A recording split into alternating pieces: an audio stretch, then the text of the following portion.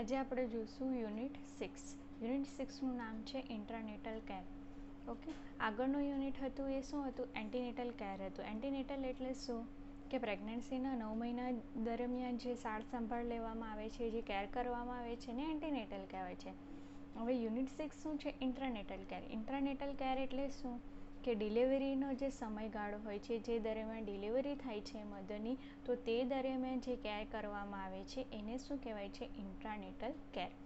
Okay, ઇન્ટ્રાનેટલ care delivery વખતે મધરની સંભાળને ઇન્ટ્રાનેટલ care કહે છે. મેં કીધું એમ કે જે ડિલિવરીનો સમય હોય એ દરમિયાન જે મધરની કેર કરવામાં આવે છે તો એને શું કહેવાય છે? ઇન્ટ્રાનેટલ કેર.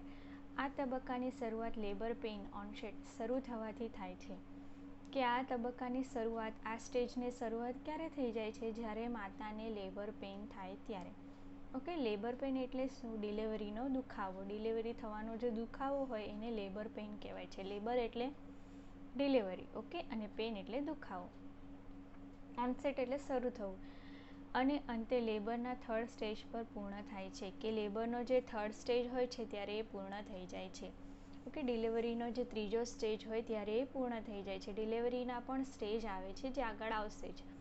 તો ત્રીજો જે સ્ટેજ હોય છે એ દરમિયાન આ ઇન્ટ્રાનેટલ કેર જે છે તે પૂર્ણ થઈ જાય છે. હવે છે ઓબ્જેક્ટિવ્સ, કે આપણે ઇન્ટ્રાનેટલ કેર શા માટે કરવી જોઈએ? તો આપણે એન્ટીનેટલનું જોયું હતું એ જ રીતે ઇન્ટ્રાનેટલનું આવશે. ઓકે, પહેલું છે ગ્રેવિડાને લેબર દરમિયાન સારવાર મળી રહે તે માટે. ઓકે, ઇન્ટ્રાનેટલ કેર છે એ શા માટે આપવી છે?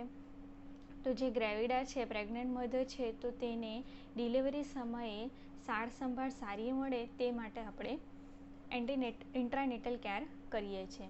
ડિલિવરી દરમિયાન માતા અને બેબીના જીવને જોખમ ન થાય તે માટે.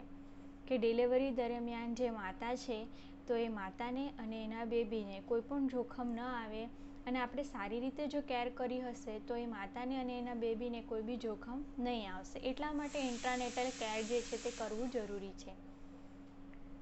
પછી છે પ્રિન્સિપલ્સ.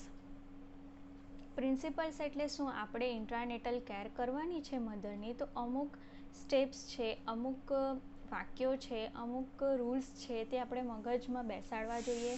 એને ધ્યાનમાં રાખીને આપણે ઇન્ટ્રાનેટલ કેર કરવાની હોય છે મધરની. તો આપણે જોઈએ એના પ્રિન્સિપલ્સ શું છે. અસેપ્સિસની જાળવણી. ઓકે, કે મધરને ઇન્ફેક્શન નહીં લાગે તેની આપણે જાળવણી કરવાની. મધર એન્ડ બેબીને ઇન્જુરીના સ્કોપ ઘટે તે મુજબ ડિલિવરી કન્ડક્ટ કરાવે. કે મધર અને બેબી છે તો એને કોઈ પણ જાતની ઇન્જુરી ન થવી જોઈએ. ઇન્જુરી એટલે ઘા વાગવું, કંઈ વાગી ન જાય તેનું આપણે ધ્યાન રાખવું જોઈએ, અને એ રીતે આપણે ડિલિવરી કરવી જોઈએ. કન્ડક્ટ કરવું એટલે કરવું. પછી છે હેમરેજ. હેમરેજ એટલે શું? બ્લીડિંગ થવું. માલ પ્રેઝન્ટેશન, બેબીની પોઝિશન અલગ હોવી. કોર્ડ પ્રોલેપ્સ એટલે જે અમ્બેલિકલ કોર્ડ હોય છે, ગર્ભનાળ હોય છે બાળકની, તો એ શું થાય? ગળામાં વીંટળાઈ જાય. કોઈક વાર એવું થઈ શકે.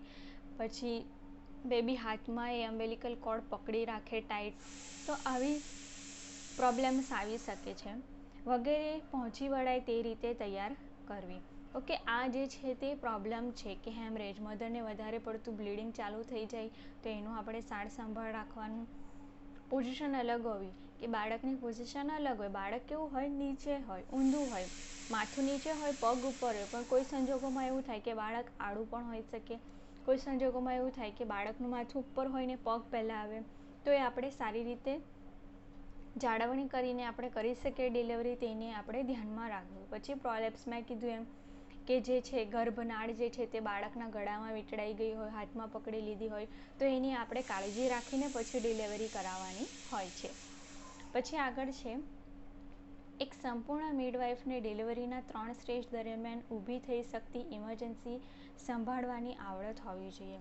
કે એક સંપૂર્ણ મિડવાઇફ છે એટલે એણે સર્ટિફિકેટ મેળવેલું છે, પ્રેક્ટિસ કરી છે, તો એણે ડિલિવરીમાં કોઈ પણ કોમ્પ્લિકેશન આવી શકે, કોઈ પણ પ્રોબ્લેમ આવી શકે, તો એ એટલી એક્ટિવ હોવી જોઈએ, એનામાં એટલી આવડત હોવી જોઈએ કે તરત જ પોતાના સ્ટેપ્સ લે અને માતાને અને એના બાળકને બચાવી શકે અને એ પ્રોબ્લેમથી દૂર કરી શકે. હવે છે ડિલિવરીના 2 પ્રકાર હોય છે. ડિલિવરીના કેટલા પ્રકાર હોય છે? 2. પહેલું છે નોર્મલ ડિલિવરી અને બીજું છે સિઝેરિયન સેક્શન. જે બધા લોકલ લેંગ્વેજમાં એવું બોલે છે કે સિઝર કરાવ્યું, પણ એનું જે રિયલ નામ છે એ શું છે? Caesarean section. Okay. Delivery room for normal delivery hospital and home. કે ડિલિવરી રૂમ જે છે તો તે હોસ્પિટલ પણ હોઈ શકે અથવા તો પ્રસૂતિ ગૃહ પણ હોઈ શકે. ઓકે, આગળ આવ્યું તો હવે છે ઓપરેશન થિયેટરમાં જે પદ્ધતિ વપરાય છે તે એન્ટિસેપ્ટિક અને અસેપ્ટિક ટેકનિક. ઓકે, હોસ્પિટલમાં ઓપરેશન થિયેટર હોય છે તો ત્યાં શું વાપરવામાં આવે છે? એન્ટિસેપ્ટિક અને અસેપ્ટિક ટેકનિક. એટલે શું? કે ગ્લવ્સ પહેરીને કામ કરે, પછી જે હાથ આપણા બગડેલા હોય, બ્લડવાળા હોય, પેશન્ટના બ્લડવાળા, દર્દીના બ્લડવાળા, બ્લડ એટલે લોહી અને પેશન્ટ એટલે દર્દી, તો એના લોહીવાળા જો આપણા હાથ હોય તો એ હાથને આપણે કશે અડવું ન જોઈએ, કશે આપણા શરીરને લાગવું ન જોઈએ. પછી જે કંઈ પણ કરે છે એનું સ્ટેપ બાય સ્ટેપ કરવાનું, જેનાથી પેશન્ટને ઇન્ફેક્શન ન થાય ને આપણને ઇન્ફેક્શન ન થાય. તો એ જે ટેકનિક વાપરીએ છીએ એને કહેવાય એન્ટિસેપ્ટિક અને અસેપ્ટિક. પછી માસ્ક પહેરીને કરવાનું. બીજું શું આવી શકે અસેપ્ટિક એન્ટિસેપ્ટિકમાં? કે આપણે માસ્ક પહેરવું ફરજિયાત છે. પછી જે આપણે સાધનો વાપરીએ છીએ એને શું કહેવાય છે? ઇંગ્લિશમાં ઇન્સ્ટ્રુમેન્ટ કહેવાય છે. તો એ જે ઇન્સ્ટ્રુમેન્ટ વાપરીએ છીએ તે સમયસર ઓપરેશન થયા પછી એને સાફ કરવા જોઈએ. સાફ કરવાની જે પદ્ધતિ છે તેને સ્ટરીલાઇઝેશન મેથડ કહેવાય છે. તો એ બી નિયમિત સ્તર અને સમયસર થવું જોઈએ. તો આનાથી શું થાય છે કે ઇન્ફેક્શન નહીં લાગે. તો એની ટેકનિક ડિલિવરી કંડક્ટ થવી જોઈએ કે ટેકનિકનો ઉપયોગ કરીને આપણે ડિલિવરી કંડક્ટ કરવાની હોય છે. મધર અને બેબીને કોઈપણ રીતે ઇન્ફેક્શન લગાડતી સ્થિતિથી અલગ રાખવા જોઈએ. કે મધરને ઇન્ફેક્શન લાગે એવી કોઈ સ્થિતિ હોય તો એનાથી એને દૂર રાખો, અને બાળકને પણ જો ઇન્ફેક્શન લાગે એવું હોય તો એને પણ એનાથી દૂર રાખવો. એટલે કે મધરને જે છે તે બ્લીડિંગ વધારે થાય છે તો આપણે ટાઈમે ક્લીન કરવું. પછી મધર જ્યારે કોન્શિયસ થઈ જાય છે એટલે ભાનમાં આવી જાય છે ત્યારે એમને સમજાવવું જોઈએ કે બ્લીડિંગ થાય છે તો સમયે ચેન્જ કરવું જોઈએ, સાફ કરવું જોઈએ. પછી બેબીનું વાત આવે તો બેબીને જે છે તે પૂરી રીતે સારી રીતે એને ક્લીન કરવાનું, એને ઇન્ફેક્શન નહીં લાગે, એની આંખ છે, કાન છે, મોં છે, એનું શરીર છે એ બરાબર ક્લીન કરવાનું, જેથી કરીને એના શરીર ઉપર કોઈ પણ ઇન્ફેક્શન નહીં લાગે. તો આપણે ધ્યાનમાં રાખવાની બાબત છે જ્યારે આપણે ડિલિવરી કરીએ ત્યારે. મધર ઇન્ફેક્શન માટે નીચેના કારણો જવાબદાર હોય છે. કે મધરને ઇન્ફેક્શન લાગે એના નીચેના કારણો જવાબદાર છે. કે કયા ઇન્ફેક્શન લાગી શકે, કઈ રીતે લાગી શકે. અન્ય પેશન્ટનું ઇન્ફેક્શન. હવે મધર જ્યાં સૂતા હોય અને બાજુના પેશન્ટ છે તો એ બાજુના પેશન્ટને કોઈ ઇન્ફેક્શન છે, બરાબર, તો એ પેશન્ટનું ઇન્ફેક્શન જે છે તે મધરને લાગી શકે છે. એટલે એનું સોશિયલ ડિસ્ટન્સ મેન્ટેન રાખવું, એટલે થોડું અંતર રાખવાનું મધરનું અને બાજુમાં જે કોઈ મધર હોય કે પેશન્ટ હોય, દર્દી હોય એનું. મિડવાઇફ દ્વારા લાગી શકતું ઇન્ફેક્શન. કે મિડવાઇફ પોતે છે તો એના દ્વારા પણ ઇન્ફેક્શન લાગવાના ચાન્સીસ હોય છે. તો પોતે બી કાળજી રાખવી અને સામે મધરની પણ કાળજી રાખવી. પછી છે ઇક્વિપમેન્ટ દ્વારા લાગતું ઇન્ફેક્શન. મેં કીધું એમ કે જે આપણે સાધનો વાપરીએ છીએ, ઇક્વિપમેન્ટ એટલે સાધનો, તો એ સાધનો વાપરીએ તેને સમયસર સાફ કરવા જોઈએ, સ્ટરીલાઇઝેશન કરવું જોઈએ. અમુક કેમિકલ આવે, કેમિકલથી સાફ થવું જોઈએ, જેથી કરીને બીજા પેશન્ટનું એ બ્લડ લાગેલું હોય તો એના જે બેક્ટેરિયા હોય તો એ આવનારા પેશન્ટમાં જે યુઝ કરવાના છે એમાં ન લાગે, એનું ધ્યાન રાખવું. વાતાવરણ દ્વારા લાગી શકતું ઇન્ફેક્શન. હવે આપણને ખબર જ છે કે વાતાવરણમાં કેટલા બધા જીવજંતુઓ જે ફરે છે, જે આપણે નરી આંખે નથી જોઈ શકતા, તો એના કારણે પણ માતાને ઇન્ફેક્શન લાગી શકે છે. વ્યવસ્થિત રીતે માસ્ક ન વપરાય તો તેના દ્વારા લાગી શકતું ઇન્ફેક્શન. માસ્ક જે છે તે વ્યવસ્થિત રીતે નહીં વાપરે, જેમ કે અહીંયા માસ્ક લગાવ્યું હોય પણ માસ્કને આમ નીચે રાખી મૂક્યું હોય તો એના કારણે પણ ઇન્ફેક્શન થઈ શકે. પછી એકનું એક માસ્ક આખો દિવસ વાપર્યું હોય, બીજા દિવસે પણ એ જ વાપર્યું હોય તો એના કારણે પણ ઇન્ફેક્શન થઈ શકે છે. જે પૈકી ક્રોસ ઇન્ફેક્શનની સંભાવના ઘણી વધારે હોય છે. એક જ લેબર રૂમમાં એક કરતાં વધારે ડિલિવરીઝ કંડક્ટ થાય ત્યારે ક્રોસ ઇન્ફેક્શનની સંભાવનાઓ વધી જાય છે. કે હવે ડિલિવરી રૂમ છે, હવે ડિલિવરી રૂમની અંદર કેટલી બધી ડિલિવરી થાય છે, તો હવે પેશન્ટને જ્યાં સુવડાવ્યા હોય તેને બરાબર ક્લીન ન કર્યું હોય અને ત્યાં જ બીજા પેશન્ટને લઈ આવીએ તો એ પેશન્ટથી શું થાય છે કે એ આગળના પેશન્ટનું ઇન્ફેક્શન બીજા પેશન્ટને લાગી શકે છે. તો આને શું કહેવાય? ક્રોસ. ઇન્ફેક્શન, એટલે આગળના પેશન્ટનું બીજા પેશન્ટને લાગે, એને શું કહેવાય છે? Cross infection. આગળ છે, અલગ અલગ હોસ્પિટલમાં ઇક્વિપમેન્ટની ઉપલબ્ધિ વધારે ઓછી હોઈ શકે, પરંતુ નીચે મુજબની જરૂરિયાત સંતોષવી જોઈએ. ઓકે, તો આમાં શું કહે છે કે અમુક હોસ્પિટલમાં એવું થાય કે બધા ઇક્વિપમેન્ટ ન મળે, ઇક્વિપમેન્ટ જે છે જેની સંખ્યા ઓછી હોય, ફેસિલિટી વધારે ન મળે, પણ એવું થાય એનો વાંધો નથી, પણ નીચે મુજબની જે જરૂરિયાત છે એ સંતોષવી જોઈએ. તો શું? પૂરતા પ્રમાણમાં કોટન સ્વેબ, લિનેન, મેટલના સાધનો હોવા જોઈએ. કોટન સ્વેબ એટલે આપણે જે રૂ કહીએ એ રૂ. પછી છે લિનેન, લિનેન એટલે ચાદર. અને મેટલના સાધનો એટલે કે ડિલિવરી સમયે જે સાધનો યુઝ કરવાના હોય એ શાના હોય છે? મેટલના બનેલા હોય છે. તો અમુક સાધનો જે જરૂરી હોય તો એ હોવા જ જોઈએ. બેડપાન ડિસઇન્ફેક્ટ થયેલ હોવા જોઈએ અને ઝાઝરું સ્વચ્છ અને ડિસઇન્ફેક્ટ હોવું જોઈએ. બેડપાન, બેડપાન એટલે શું? કોઈ એવું પેશન્ટ હોય, કોઈ એવું દર્દી હોય કે જે જાતે ઉઠીને ટોયલેટમાં ન જઈ શકે વોશરૂમ કરવા માટે, તો એના માટે આપણે બેડ પર એને આપી શકીએ એવું બેડપાન બનાવેલું હોય કે જેમાં એને ટોયલેટ કે વોશરૂમ જવું હોય તો એ જઈ શકે. તો એ જે છે તે કેવા હોવા જોઈએ? ડિસઇન્ફેક્ટ એટલે સાફ હોવા જોઈએ કે એને ઇન્ફેક્શન ન લાગે. અને જે હોસ્પિટલમાં ઝાઝરું હોય છે, ટોયલેટ હોય છે, એ પણ કેવા હોવા જોઈએ? ડિસઇન્ફેક્ટ કરેલા હોવા જોઈએ. ટેબલને સોપ અને વોટરથી સાફ કરીને લૂછી નાખવા જોઈએ. ઓકે, ટેબલ એટલે કયું ટેબલ? જ્યાં ડિલિવરી કરવાની હોય એ ટેબલ હોય તો એને ડિલિવરી થઈ ગયા પછી સાબુથી કે એવું લિક્વિડ આવે એનાથી સ્વચ્છ સાફ કરી દેવું જોઈએ. લિનેન ધોયેલા હોવા જોઈએ, કે જે આપણે ચાદર યુઝ કરીએ છીએ કે કપડું ઢાંકવા માટે જે હોસ્પિટલમાં યુઝ કરાય છે, તો એ જે છે તે સ્વચ્છ અને ધોયેલા હોવા જોઈએ. જેના ઉપર પેશન્ટને ટ્રાન્સફર કરવાનું હોય તે ટ્રોલી ઇન્ફેક્શનનો સોર્સ ન થાય તેની કાળજી લેવી જોઈએ. કે પેશન્ટને હવે ડિલિવરી રૂમ છે તો ડિલિવરી રૂમમાંથી લઈ જઈને એને વોર્ડમાં મોકલવાના હોય, જનરલ વોર્ડ હોય કે સ્પેશિયલ વોર્ડ હોય, અને ડિલિવરી રૂમમાં તો નહીં રાખવાનું ને. તો એ જે જગ્યાએ જાય છે, જે વોર્ડમાં જાય છે, તો એને લઈ જવા માટે સ્ટ્રેચરનો ઉપયોગ થાય અથવા તો ચેર, વ્હીલચેરનો ઉપયોગ થાય છે. તો એ બી બરાબર ક્લીન હોવી જોઈએ, જેનાથી એવું ન થાય કે એના પરથી પેશન્ટને ઇન્ફેક્શન થાય, તો એને પણ સાફ રાખવું જોઈએ. ફર્સ્ટ સ્ટેજ વખતે એનિમા, સેવિંગ અને જનરલ ક્લિનિંગના આર્ટિકલ્સ તૈયાર હોવા જોઈએ. કે પહેલો સ્ટેજ હોય એટલે કે ડિલિવરીનો પહેલો સ્ટેજ, તો એ ચાલુ થઈ જાય ત્યારે એનિમા, પેશન્ટને એનિમા આપી દેવાનું. એટલે કે શું? પેશન્ટ ટોયલેટ નથી જઈ શકતું, ઓકે, તો એને એનિમા આપી દેવાનું જેથી કરીને પેશન્ટ ટોયલેટ જઈ શકે, એને એનિમા કહેવાય છે. પછી છે સેવિંગ. ઓકે, જે પ્રાઇવેટ એરિયા હોય છે મધરનો તો એ પ્રાઇવેટ એરિયાને સેવિંગ કરી દેવાનું.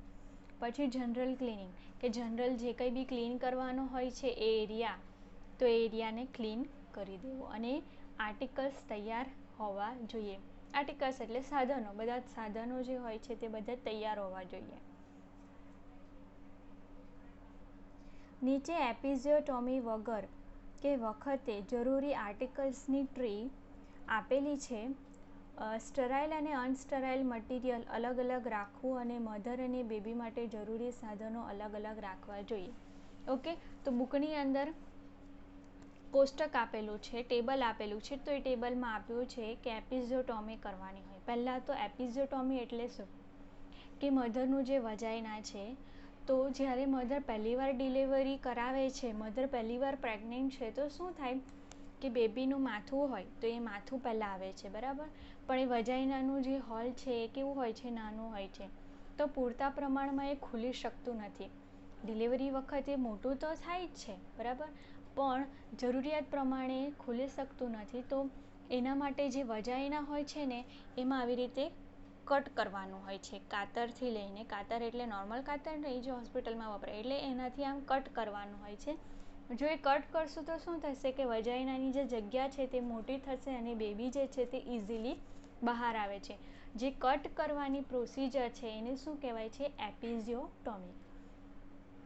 તો એ કરવાનું. તો એના માટે જે છે તે આર્ટિકલ્સ લેવા જરૂરી છે, એટલે સાધનો હોવા જોઈએ. તો એ કોષ્ટકમાં આપ્યું છે. પહેલું છે સ્ટરાઇલ ટ્રે. સ્ટરાઇલ ટ્રે એટલે શું કે એને બરાબર સાફ કરીને કેમિકલથી ધોઈને એકદમ બરાબર સ્ટરાઇલ કરેલી છે, એને ગમે તેવા હાથે આપણે અડી નહીં શકીએ, તે સ્ટરાઇલ ટ્રે કહેવાય છે. તો એમાં સાધનનું નામ છે, પછી એની સંખ્યા છે અને એના ઉપયોગ છે. તો સાધનનું નામ પહેલું છે ગ્લવ્સ. ઓકે, ગ્લવ્સ એટલે હાથના મોજા 2 પેર હોવા જોઈએ, 1 પેર લેબર દરમિયાન અને 1 પેર એપિઝોટોમી માટે. ઓકે, કે ડિલિવરી કરાવે એ દરમિયાન એક વાપરવાનું અને બીજું કે એપિઝોટોમી કરે, કટ કરે વજાઇનાને ત્યારે. પછી છે હેન્ડ ટોવેલ, એક લેવાનું ગ્લવ્સ પહેરતા પહેલાં હાથ લૂછવા માટે, કે આપણે હાથ ધોઈને આવ્યા હોય તો એ હાથ જે ભીના હોય એને લૂછવા માટે આપણે એ ટોવેલ યુઝ કરવાનું, રૂમાલનો. પછી છે સ્પોન્જ હોલ્ડિંગ ફોર્સેપ. સ્પોન્જ હોલ્ડિંગ ફોર્સેપ જે છે તે સાધનનું નામ છે. 2 લેવાના છે, 1 ડિલિવરી પહેલાં અને ડિલિવરી બાદ સ્પોન્જ પકડવા માટે. ઓકે, સ્પોન્જ એટલે કે એ જે છે તે બનાવેલા હોય છે, ગોસ પીસ કહેવાય છે. તો એને પકડવા માટેનું એક સાધન આવે છે જેને શું કહેવાય છે, સ્પોન્જ હોલ્ડિંગ ફોર્સેપ. તો એ ફોર્સેપ જે છે તે લેવાનું એક ડિલિવરી વખતે અને ડિલિવરી બાદ સાફ કરવા માટે. ઓકે, પછી છે એપિઝોટોમી સીઝર, એક પેર એપિઝોટોમી કરવા માટે. હવે એપિઝોટોમી એટલે વજાઇનાને જે કટ કરવાનું છે જગ્યા મોટી કરવા માટે, તો એનું બી સ્પેશિયલ સાધન આવે છે જેને કહેવાય છે એપિઝોટોમી સીઝર. પછી છે small bowls with cotton swab. 2 લેવાના છે, ક્લિનિંગ માટે 1 બાઉલ ડિલિવરી પહેલાં અને 1 બાઉલ ડિલિવરી બાદ. કે સ્મોલ બાઉલ એટલે કે વાડકી લેવાની છે, વાડકીની અંદર શું હોવા જોઈએ, કોટન સ્વેબ હોવા જોઈએ. કોટન સ્વેબ એટલે રૂ હોવા જોઈએ, જે શાના માટે, એરિયા જે છે વજાઇના જે છે તેને ક્લીન કરવાનું હોય છે. એક જે છે તે ડિલિવરી સમયે અને એક જે છે તે ડિલિવરી પહેલાં અને પછી. પછી છે પેરિનિયલ પેડ, 2 અથવા વધારે પેરિનિયમને સપોર્ટ કરવા માટે. ઓકે, પેરિનિયલ પેડ જે છે, પેરિનિયલ પેડ એટલે વજાઇના પાસે એ હોસ્પિટલમાં પેડ બનાવેલા હોય છે, કોટન મૂકીને પછી એના ઉપર ગોસપીસ કરીને પેડ જેવું બનાવ્યું છે. તો એ પેરિનિયમ એટલે વજાઇના પાસેનો એરિયા છે, તો એને સપોર્ટ કરવા માટે ત્યાં નીચે પેડ મૂકી દેવામાં આવે છે. તો એ પેડ લેવાનું હોય છે ડિલિવરી સમયે. પછી છે આર્ટરી ફોર્સેપ, 18 સેન્ટીમીટરની, 2 લેવાની અંદરની સ્કિન પકડવા માટે. વજાઇનાની અંદર જે સ્કિન હોય છે તો એ સ્કિન પકડવા માટે આર્ટરી ફોર્સેપ જોઈએ, જે આમ કરીને આમ પકડવાની હોય છે. પછી છે કોર્ડ ક્લેમ્પ, એક લેવાની કોર્ડ ક્લેમ્પિંગ માટે. ઓકે, કોર્ડ ક્લેમ્પ જે છે તે ક્લેમ્પ કરવા માટે. ક્લેમ્પ એટલે આમ દબાવવા માટે. ઓકે, જે ગર્ભનાળ નીકળે છે તો એ ગર્ભનાળને વચ્ચેથી આપણે દબાવી દેવાની હોય છે, તો એના માટે. પછી છે સ્ટ્રેટ સીઝર, એ કોર્ડ કટ કરવા માટે. સ્ટ્રેટ એટલે સીધી સીઝર આવે છે જે હોસ્પિટલમાં યુઝ થાય, તો એ શાના માટે, અમ્બેલિકલ કોર્ડને કટ કરવા માટે. શું છે, કોર્ડ લાઇગેચર, જે છે તે 2 લેવાના હોય છે, 2 જગ્યાએ કોર્ડને બાંધવા માટે. લાઇગેચર એટલે બાંધવા માટે, કે 2 જે છે કોર્ડ કટ કરીએ તો એક સાઈડનો છેડો અને એક સાઈડનો છેડો, તો એ બંને છેડાને બાંધવા માટે કોર્ડ લાઇગેચર યુઝ કરવાનું હોય છે. બિગ કિડની ટ્રે, એક લેવાની છે પ્લેસેન્ટા મૂકવા માટે. કે મોટી કિડની ટ્રે, કિડની શેપની હોય છે જેને કિડની ટ્રે કહેવામાં આવે છે, જેની અંદર બધું કચરો હોય છે એ મૂકવાનો હોય છે, મીન્સ કે વેસ્ટ મટીરિયલ જે કામનું નથી એ. તો બેબીની ડિલિવરી થાય પછી બેબી નીકળે, પછી અમ્બેલિકલ કોર્ડ એટલે ગર્ભનાળ નીકળે અને પછી છેલ્લે પ્લેસેન્ટા નીકળે છે, તો એ પ્લેસેન્ટાને મૂકવા માટે. પછી છે કેથેટર સાથે કિડની ટ્રે. કેથેટર એટલે કે પેશાબની નળી, જેને આપણે ગુજરાતીમાં કહીએ, હોસ્પિટલમાં જો ગયા હશો તો જોયું હશે, જે પેશાબની નળી હોય છે ને એના સાથે એક બેગ હોય છે જેમાં નળીમાંથી પેશાબ આવે ને એ બેગમાં કલેક્ટ થાય છે. તો એ કેથેટર લેવાનું. જરૂર જણાય તો પેશન્ટને કેથેટરાઇઝ કરવા માટે, કે એવું લાગે કે મધરને કેથેટરાઇઝ એટલે પેશાબની નળી નાખવાની છે તો ત્યારે નાખી દેવાની. એલિસ ફોર્સેપ, 2 લેવાનો, એપિઝોટોમીની સુચરિંગ વખતે ટિશ્યુને પકડવા માટે. ઓકે, કે એલિસ ફોર્સેપ શાના માટે લેવાનું, એ પણ સાધન છે. તો એ સાધન જે છે તે 2 લેવાના છે એપિઝોટોમીમાં સુચરિંગ વખતે. એપિઝોટોમી એટલે આપણે જે કટ કરેલું છે, હવે એ કટ કર્યું પછી એના ટાંકા તો લેવાના જ હોય ને, સુચર એટલે ટાંકા લેવા. તો એ સુચરિંગ કરે ત્યારે ટિશ્યુને આમ પકડવા માટે બંને બાજુથી આમ પકડીને પછી એની જે છે તે સુચર કરવાના હોય, તો એના માટે. પછી મોસ્કિટો ફોર્સેપ 2 લેવાના જો બ્લીડિંગ થાય તો તેને પકડવા માટે. ઓકે, મોસ્કિટો ફોર્સેપ એટલે જે બ્લીડિંગ થતું છે તો એ જગ્યાએ આપણે આમ પકડી રાખીએ તો ધીમે ધીમે એને બ્લીડિંગ બંધ કરી શકીએ. પછી છે ટૂથ થંબ ફોર્સેપ સ્કિન ટિશ્યુ પકડવા માટે. ઓકે, સ્કિનના જે ટિશ્યુ હોય છે એને પકડવા માટે. પછી નીડલ હોલ્ડર સ્યુચરિંગ વખતે નીડલને પકડવા માટે. નીડલ હોલ્ડર એટલે શું કે આપણે જે ટાંકા લેવાની જે સોય હોય છે ને તો એ સોયને પણ પકડવાનું હોય છે. એ ગોળ શેપની હોય છે તો એને જે છે તે આમ જે ફોર્સેપ આવે છે તો એમાં આમ લગાવી દેવાનું ને પછી એનાથી પછી ટાંકા લેવાના હોય છે તો એને નીડલ હોલ્ડર કહેવાય છે, તો એ લેવાનું છે. પછી છે પેરિનિયલ પેડ. ઓકે, 2 લેવાના ટાંકા પર રાખવા પેશન્ટને વોર્ડમાં મોકલતા પહેલાં.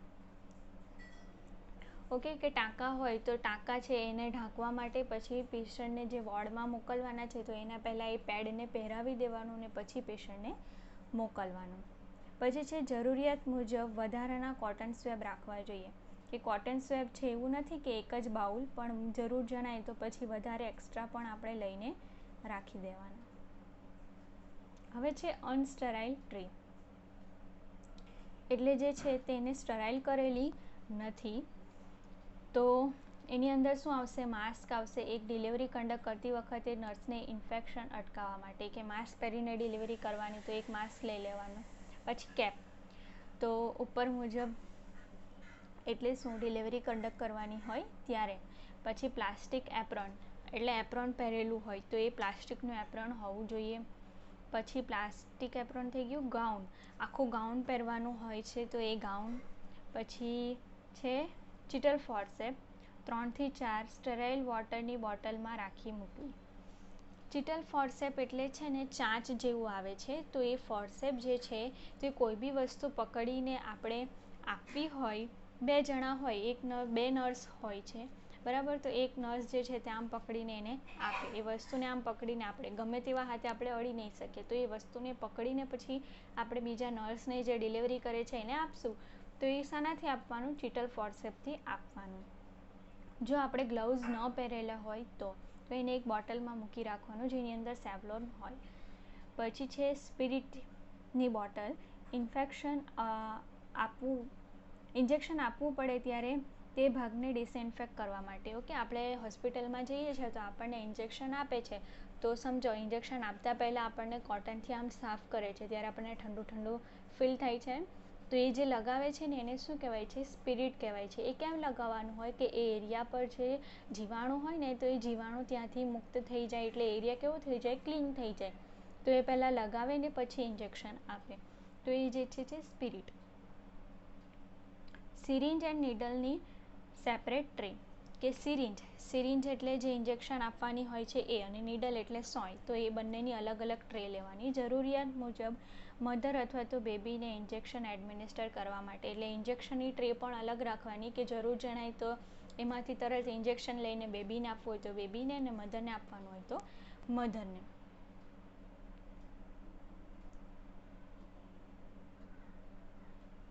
પછી મેડિસિન આપી છે તો મેડિસિનમાં જે છે તે પહેલી મેડિસિન આપી છે ઇન્જેક્શન મિથાર્જીન. તો ઇર્ગોમેટ્રિન અને સિન્ટોસિન બંને કન્ટેન્ટ ધરાવતું આ ઇન્જેક્શન ડિલિવરી બાદ બ્લીડિંગ અટકાવવા માટે વપરાય છે. તો ઇન્જેક્શનનું નામ શું છે, મિથાર્જીન છે. તો આ મિથાર્જીન જે છે તો એ જે છે તે શાના માટે વપરાય છે, તો એ મધરને બ્લીડિંગ થતું હોય ડિલિવરી દરમિયાન તો એ બ્લીડિંગને અટકાવવા માટે આપણે આ ઇન્જેક્શન આપવાનું હોય છે. પછી બીજું છે ઇન્જેક્શન સિન્ટોસિન, પ્રોસ્ટોડિન, ઓક્સિટોસિન, લેબર પેઇન વધારવા માટે. ઓકે, લેબર પેઇન વધારવા માટે આ ઇન્જેક્શન આપવામાં આવે છે જેથી કરીને ડિલિવરી જલ્દી થઈ જાય. પછી ઇન્જેક્શન ડાયક્લોફેક ટ્રેમેડોલ, પેઇનકિલર એનાલ્જેસિક, કે ડાયક્લોફિનેક અથવા તો ટ્રેમેડોલ છે એ ઇન્જેક્શન શાના માટે, પેઇનને દૂર કરવા માટે. પછી છે ઇન્જેક્શન રેન્ટેક, એસિડિટી ઘટાડવા માટે. ઇન્જેક્શન એટ્રોપિન, હાર્ટ રેટ વધારવા માટે. એવું થઈ શકે કે મધરને ડિલિવરી સમયે એટલું પેઇન થાય છે, એટલી ગભરાટ થાય છે, એના કારણે શું થાય, એના હૃદયના ધબકારા જે છે તે ઓછા થઈ જાય છે. તો એ હૃદયના ધબકારાને આપણે નોર્મલ લાવવું હોય તેના માટે આપણે ઇન્જેક્શન એટ્રોપિન લઈ શકીએ.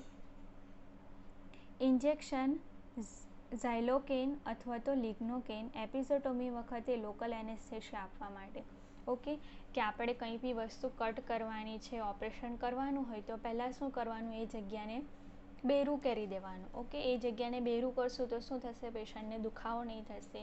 તો એ દરમિયાન જે ઇન્જેક્શન આપવામાં આવે છે એને શું કહેવાય, ઝાયલોકેન અથવા તો લિગ્નોકેન. ઓકે, લોકલ એનેસ્થેશિયા એટલે શું, એ જગ્યાને બેરાસ કરવા માટે જે વપરાય તેને એનેસ્થેશિયા કહેવાય છે. ઇન્જેક્શન પ્રોમિથાઝિન નોઝિયા વોમિટિંગ અટકાવવા માટે, કે ઉલટી ઉપકા આવતા હોય તો તેને પ્રોમિથાઝિન આપવાનું. પછી ઇન્જેક્શન પેન્ટાઝોસિન લેબર દરમિયાન પેઇન કંટ્રોલ કરવા માટે, કે લેબર દરમિયાન જે પેઇન થાય છે એને થોડું કંટ્રોલમાં લાવવા માટે આપણે આ આપવાનું છે. પછી ઇન્જેક્શન જેન્ટામાઇસિન એન્ટીબાયોટિક છે, એટલે એ જે છે તે આપણે ઇન્ફેક્શન અટકાવવા માટે આપી શકીએ. પછી છે ઇન્જેક્શન DNS, NS અને D5% ફ્લુઇડ એડમિનિસ્ટ્રેશન માટે. હોસ્પિટલમાં જે બોટલ ચડાવવામાં આવે છે, આપણે ગુજરાતીમાં કહીએ તો એ જે છે ત્યાં પાઇન્ટ છે. ગુજરાતીમાં બોટલ જે છે હોસ્પિટલમાં યુઝ થાય એને પાઇન્ટ કહેવાય છે ઇંગ્લિશમાં.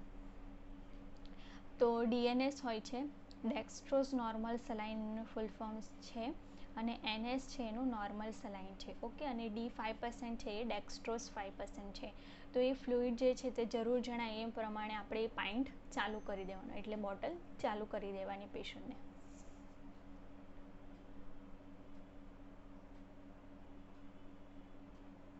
પછી છે સ્યુચર નીડલ અને સ્યુચર, કે ટાંકા લેવા માટે જે નીડલ વપરાય છે તેને શું કહેવાય છે, નીડલ, સ્યુચર નીડલ. ઓકે, તો એ શક્ય હોય તો ઓટોમેટિક નીડલ અથવા તો કેટગટ વધારે સારું, કારણ કે તેનાથી સ્યુચરિંગ વખતે ઇન્જુરીની શક્યતા ઘટે છે. ઓકે, ઓટોમેટિક નીડલ એટલે નીડલનો એક પ્રકાર છે, સોયનો પ્રકાર છે, તો એ પ્રકારની લેવી જેના કારણે આપણે એનાથી ઘાવ થતા હોય, ઇન્જુરી થતી હોય માતાને, તો એ આપણે અટકાવી શકીએ. તો એમાં છે curve round body thick needle, તો એક લેવાની સ્યુચરિંગ માટે, ટાંકા માટે. તે અલગ અલગ નીડલના નામ આપ્યા છે, સોયના નામ આપ્યા છે, તો એમાંથી આપણે કોઈ પણ લઈ શકીએ. Curve cutting needle, catgut number 0/1 needle, એક ટ્યુબ લેવાની સ્યુચરિંગ માટે. પછી કોટન થ્રેડ પૂરતા પ્રમાણમાં સ્યુચરિંગ માટે. કોટન થ્રેડ એટલે દોરો, તો એ લેવાનું. પછી છે બેબી ટ્રે, બેબી માટેની જે ટ્રે હોય છે એ. તો પહેલું છે બિગ સ્ક્વેર ટ્રે, એક લેવાની છે બેબીને રિસીવ કરવા માટે. ઓકે, એક સ્ક્વેર ટ્રે એટલે ચોરસ મોટી લેવાની છે જેની અંદર બેબી આવી શકે, તો એને રિસીવ કરવા માટે, એટલે બેબી ડિલિવર થાય એને કટ કરી દે અમ્બેલિકલ કોર્ડ, એટલે પછી તરત એ ટ્રેની અંદર આપણે લઈ લેવાનું. પછી છે બિગ ટોવેલ, એક લેવાનું ટ્રેમાં પાથરી બેબીને કવર કરવા માટે, કે એટલે મોટું ટોવેલ લેવાનું છે, રૂમાલ, કે જેથી કરીને એને પાથરી દેવાનું અને પછી બેબીને ઉપર કવર કરી શકીએ એના માટે. પછી છે ફેસ ટોવેલ, બેબીને લૂછવા માટે. પછી છે બેબી રેપ, એક સેટ બેબીને વીંટાળવા માટે. બેબી રેપ એટલે એને આખું વીંટાળી શકે એવું એક રેપ લેવાનું છે. પછી છે કોર્ડ લાઇગેચર, જે આગળ આવ્યું કે કોર્ડને બાંધવા માટે. બેબીની આઈડેન્ટિફિકેશન બેન્ડ, એક લેવાની બેબીની ઓળખ જાણવા માટે. ઓકે, તમે જોયું હશે ટીવીમાં કે એમ કે બેબીને અહીંયા હાથ ઉપર બેન્ડ જેવું બાંધે છે, જેની અંદર લખેલું હોય છે કે આ માતા જે છે એનું માતાનું નામ છે ને એનું બેબી છે, બેબી બોય છે કે ગર્લ છે. ઓકે, તો એ બેન્ડ એને બાંધવાનું, જેથી કરીને બેબી અદલા બદલી નહીં થઈ જાય. પછી આગળ છે મ્યુકસ એક્સક્રેટર એન્ડ કેથેટર, એક સેટ મ્યુકસ એક્સક્રેટ કરવા માટે, એટલે બેબીના મોઢામાંથી, નાકમાંથી બધું લિક્વિડ બહાર નીકળતું હોય તો એને જે છે તે આપણે સાફ કરવા માટે જે વપરાય તેને મ્યુકસ એક્સક્રેટર કહેવાય છે. પછી છે લેરિન્જોસ્કોપ, લેરિંગ્સ એક્ઝામિન કરવા માટે, એટલે આપણા ગળાની નીચે અહીંયા લેરિંગ્સ આવેલું છે, તો એનું એક્ઝામિનેશન કરવું હોય, એને જોવું હોય તો એના માટે આપણે આ યુઝ કરી શકીએ છીએ. પછી છે મિકેનિકલ સક્શન સેટ, સક્શન કરવા માટે. મેં કીધું એમ કે આપણે મોઢામાં, બેબીના મોઢામાં કોઈ બી લિક્વિડ હોય કે બ્લડ હોય, ડિલિવરી થાય એટલે બધું નીકળતું હોય મધરનું, તો એ બધું એના નાકમાં, ગળામાં જતું રહે, તો એને સક્શન એટલે આમ સાફ કરવા માટે, બધું શોષી લે. પછી છે એન્ડ ટ્રેકિયલ ટ્યુબ, અલગ અલગની સાઇઝની એર પાસેજ ખોલવા માટેનું કેથેટર. ઓકે, કે ટ્રેકિયલ ટ્યુબ છે એવું થાય કે બેબી જે છે તે એન્ડ ટ્રેકિયલ ટ્યુબ્સ જે છે તે એર પાસેજ ખુલ્લું રાખવા માટેનું કેથેટર છે. એટલે એવું થાય છે કે કોઈ સંજોગોમાં બેબી શ્વાસ નથી લઈ શકતું, એના શ્વાસ બંધ થઈ ગયા હોય તો એના માટેની જે ટ્યુબ આવે છે તો એ ટ્યુબ નાખીને બેબીને શ્વાસ ફરીથી ચાલુ કરવાના હોય છે. તો એના માટેનું એક સેટ જે છે તે તૈયાર રાખવાનું, અલગ અલગ સાઇઝનું. સોડિયમ બાયકાર્બોનેટ સોલ્યુશનની એમ્પ્યુલ્સ, કે સોડિયમ બાયકાર્બોનેટ જે છે તેની એમ્પ્યુલ્સ એટલે દવાની બોટલ આવે છે, તો એ બી આપણે ઇમરજન્સી હોય તો એના માટે આપણે તૈયાર રાખવાનું.